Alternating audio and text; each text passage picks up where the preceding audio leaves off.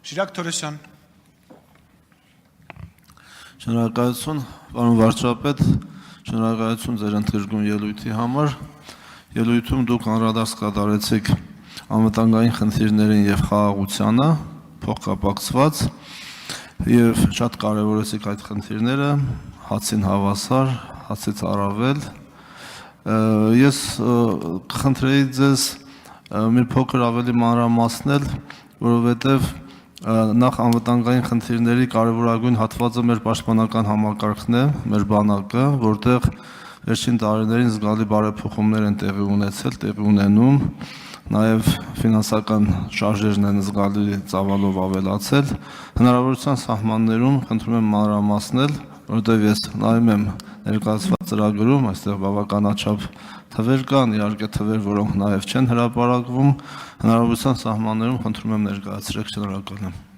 Շնորհակալ եմ, պարոն Թորոսյան։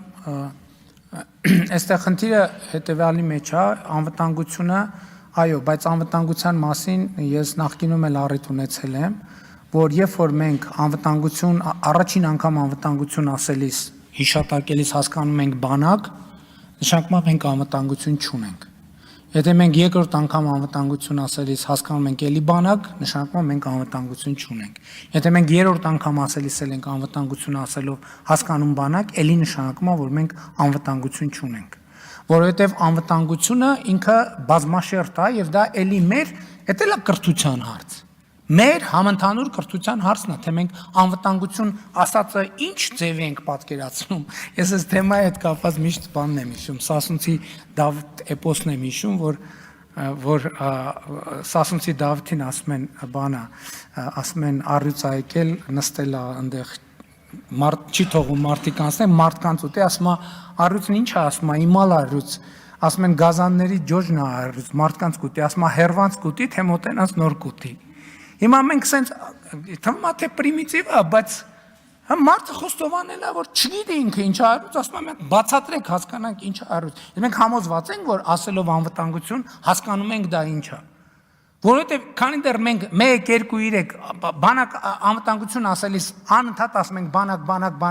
բանակ, դա մի բանի վկայությունն է, որ մենք չգիտենք անվտանգությունը ինչ է։ Անվտանգությունը բոլորովին ուրիշ բան է, որը բանակը ներառում է, բայց որը միայն բանակը չի։ Ինչ վերաբերում է բանակի բարեփոխումներին, այո, մեծ ծավալով բանակի բարեփոխումներ են տեղի ունենում, բայց ես էլի ուզում եմ ընդգծել, որ բոլոր այն փորձերը, որ փորձ արվում ներկայացնել, որ Հայաստանի Հանրապետությունը բանակը զարգացնում է, սպառազինվում է, չգիտեմ, որ հարձակվի այս ուղղությամբ կան, այն ուղղությամբ, ես պաշտոնապես ասել եմ եւ ասում եմ, որ Հայաստանի Հանրապետության բանակը Հայաստանի ինքնիշխան միջազգայինորեն ճանաչված տարածքից դուրս խնդիր չունի եւ չի ունենալու։ Եվ ասում եմ նույնիսկ մինչև Հայաստանի օկուպացված ավելի քան 200 քառակուսի կիլոմետր ինքնիշխան տարածքների մասով էլի բանակի առաջ խնդիր չի դրվելու, որովհետև սահմանազատման հանձնաժողովների համատեղ աշխատանքի կանոնակարգը, որը երկու երկրներում վավերացվել է, մեխանիզմները ստեղծում են, որ այդ հարցերը խաղաղ ճանապարհով լուծվեն եւ նորից ուզում եմ դա ընդգծել։ Իսկ բանակը պետության ատրիբուտ է, մենք պետություն ենք եւ պետք է ունենանք բանակ եւ պետք է ունենանք պաշտպանունակ բանակ, որովհետեւ մենք պետք է պաշտպանվելու կարող, ընդ որում սեփական քաղաքացիներին պաշտպանելու գործառույթը պետության, ցանկացած պետության պարտավորությունն է, բայց ել եմ ասում, բանակը մեր միակ գործիքը չի եւ ամենևին առաջնային գործիքը չի այդ անվտանգությունը ապահովելու համար։ Առաջնային գործիքը խաղաղությունն է, ինչի հետևից մենք գնում ենք։ Չմոռանաք հավանել տեսանյութը եւ բաժանորդագրվել Civic AM-ի YouTube-յան էջին։